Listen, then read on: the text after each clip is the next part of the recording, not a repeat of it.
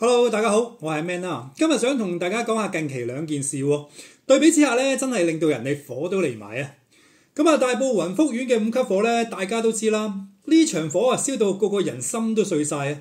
百幾條人命就咁就冇咗啦，仲有英勇嘅消防員咧，為咗救人而殉職。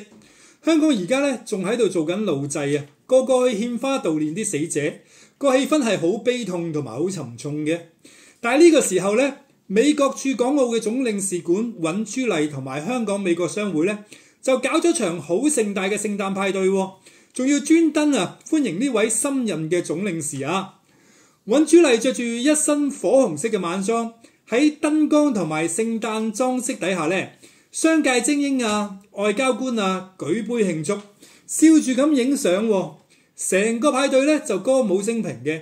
好似完全冇對雲福苑呢件事有發生過咁嘅樣啊！咁問題就嚟啦，就係呢啲人咧喺派對上飲住香檳嘅時候咧，美國商會同呢個美國駐港總領事館咧，分別喺社交媒體嗰度嗌住與香港人同在嘅口號，講到心情沉重又話向消防員致敬，仲話默哀悼念死者。但問題係啦，一邊你話默哀，一邊又可以喺派對上舉住香檳喺度狂歡。你話呢啲默哀有幾真心呢？定係喺度做下 show 擺下姿態啫？香港人而家仲為啲死者去傷心，仲有啲家庭咧要認領翻啲焦黑嘅遺體啊！呢啲傷痛咧真係唔係講少嘅。但係美國商會咧呢邊忙住搞呢個派對，仲要高調歡迎呢位象徵美國對華強硬路線嘅新總領事啊！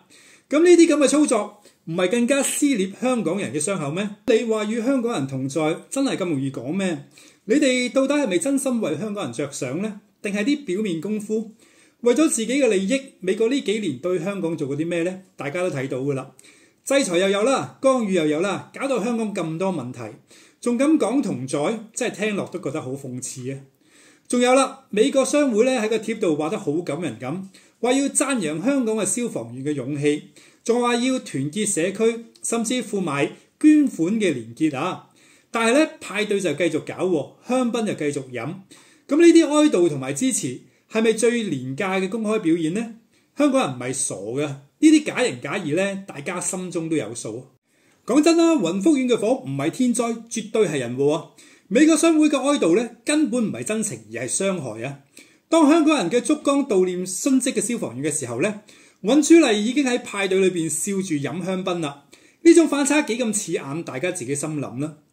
最後啦，我都係想嗰句美國口中嘅同在，究竟係企喺邊邊呢？企喺香港人身邊啦，定係企喺自己利益嗰邊呢？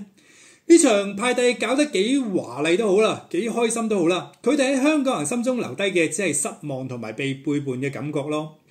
香港人唔會忘記嘅，邊啲係真心為我哋好啦，邊啲係只係利用香港人揾自己利益嘅。希望呢啲派對裏邊嘅賓客真係可以喺香檳泡沫中反思一下，下次咧香港再遇到困難嗰陣時咧，你哋仲會唔會同在呢？定係繼續唱住你高調做住虛偽表演呢？好啦，今日分享到呢度啦，多謝大家收睇，我哋下次再見，拜拜。